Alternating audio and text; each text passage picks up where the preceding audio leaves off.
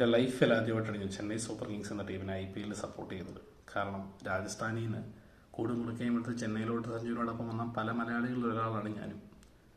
പക്ഷേ ഇതിപ്പം എന്നെ പറയേണ്ടതെന്ന് അറിയാത്തൊരവസ്ഥയാണ്. എത്രയും പെട്ടെന്ന് മഹേന്ദ്ര സിംഗ് ധോണി ഈ ടീമിലോട്ട് തിരിച്ചു വന്നേ പറ്റൂ. കാരണം ധോണി ബാറ്റിങ്ങിൽ വന്ന് മനമറിക്കുന്നതിനോട് ആരും പറയുന്നില്ല. പക്ഷേ ഇങ്ങനെയൊക്കെ പെട്ടയടി കിട്ടുന്ന സമയത്ത് ഓടിച്ചത് നമ്മളിനി എന്ത് ചെയ്യും മല്ലയ്യ എന്ന് ചോദിക്കാൻ ഒരാൾ വേണ്ടേ? പുള്ളിയുടെ അത്രയും എക്സ്പീരിയൻസ്, എസ്പെഷ്യലി ക്യാപ്റ്റൻസിയുള്ള ഒരു വേറൊരു പ്ലെയർ ഈ ലോകത്തുണ്ടോ?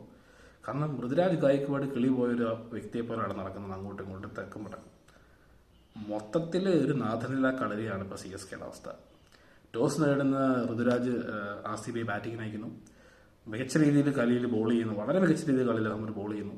മാറ്റ് ഹെൻറി, അതായത് വിരാട് കോഹ്ലി 3-4 ഓവറായപ്പോഴത്തേക്കും ഭയങ്കരമായിട്ട് ചാർജ് ചെയ്ത് അടിക്കാൻ തുടങ്ങി.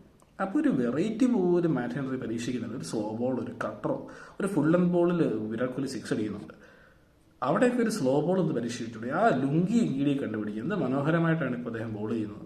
പണ്ട് ഒരു വെറും ചെണ്ടയായിരുന്നു ലുങ്കി. ഇപ്പം സ്ലോ ബോൾ ഇത്രയും മനോഹരമായി ഇന്ത്യൻ സാഹചര്യങ്ങളിൽ യൂസ് ചെയ്യുന്ന പ്ലെയറില്ല. കഴിഞ്ഞ ദിവസം നിക്കോളാസ് പോറിൻ്റെ വിക്കറ്റ് എടുക്കാൻ നേരത്തെ ഒരു സ്ലോ ബോൾ അദ്ദേഹം എറിഞ്ഞ് ഓർമ്മയുണ്ടോ? വളരെ മനോഹരമായി അദ്ദേഹം എറിഞ്ഞു. ഈ മാറ്റ് ഹെൻറിക്ക് വരെ സ്പെൻസർ ജോൺസിനെയൊക്കെ കൊണ്ടുവന്നൂടെ? ഓസ്ട്രേലിയയുടെ നല്ലൊരു tall left hand fast bowler, 140 സ്ഥിരം ഹിറ്റ് ചെയ്യുന്നൊരു പ്ലെയർ. എക്സ്പീരിയൻസ് ഇത്ര ഇല്ലായിരിക്കും, പക്ഷേ ഇതിലും വേറെ ഒരു മാറ്റി പരീക്ഷിച്ചുകൂടി. സോ എത്രയും പെട്ടെന്ന് ചെന്നൈ സൂപ്പർ കിങ്സ് കാര്യങ്ങൾ ഷെയ്ക്ക് ചെയ്ത് വന്നേ പറ്റൂ. ഇനി ബാറ്റിങ്ങിലേക്ക് വന്നു കഴിഞ്ഞാൽ ഋതുരാജ് ഗായിക്വാഡ് 250 വെച്ചപ്പോഴേ നമുക്കറിയാം ഈ ടീം ചേസ് ചെയ്യാൻ പോകുന്നതാണ്. പക്ഷേ എന്തെങ്കിലും ഒരു പോസിറ്റിവിറ്റി ഉണ്ടാവട്ടെ എന്ന് കരുതി ബാറ്റിങ്ങിൽ എന്തെങ്കിലും ചെയ്യുമെന്ന് കരുതി. പക്ഷേ ഋതുരാജ് ഗായിക്വാഡ് 6 അടിക്കുന്നു. ഡുഫിയുടെ മനോഹരമായ, ഡുഫി നല്ല ബോളിംഗ് ആയിരുന്നു ഡുഫിയും ഭുവനേശ്വറൂടെ. ഒരു ഡുഫി ഔട്ട് സ്വിങ് നല്ല രീതിയിൽ എറിയുമ്പോൾ ഭുവനേശ്വർ ഹാർഡിൽ നിന്ന് തന്നെ ഹിറ്റ് ചെയ്യുന്നു. ഋതുരാജ് 6 അടിക്കുന്നു.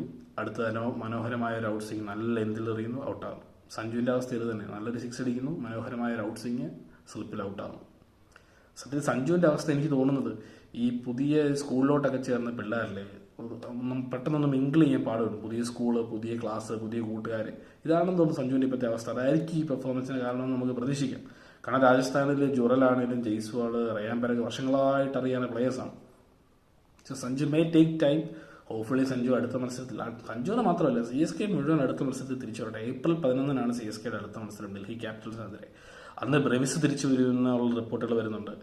മഹേന്ദ്ര സിംഗ് ധോണി അന്ന് ഫിറ്റ് ആകട്ടെ, മൊത്തത്തിൽ ടീം ഒന്ന് ഷെയ്ക്ക് ആവട്ടെ എന്ന് ഇപ്പോഴത്തെ ഈ സാഹചര്യത്തിൽ പറയാനുള്ളൂ. കാരണം ബ്ലൈൻഡായിട്ട് ഓടുന്ന അവസ്ഥയാണ് CSKയുടേത്. സോ എല്ലാവരും, സഞ്ജുവും ഋതുരാജും ബ്രെവിസും ധോണിയും മൊത്തത്തിൽ തിരിച്ചു വരട്ടെ. ബോളിങ്ങിൽ ഒരു അഴിച്ചുപണി വരട്ടെ. ഈ സെയിം ടീമിനെ തന്നെ കളിപ്പിക്കാതെ ഇനി മാറ്റ് ഹെൻറിയൊക്കെ എടുത്ത് കള.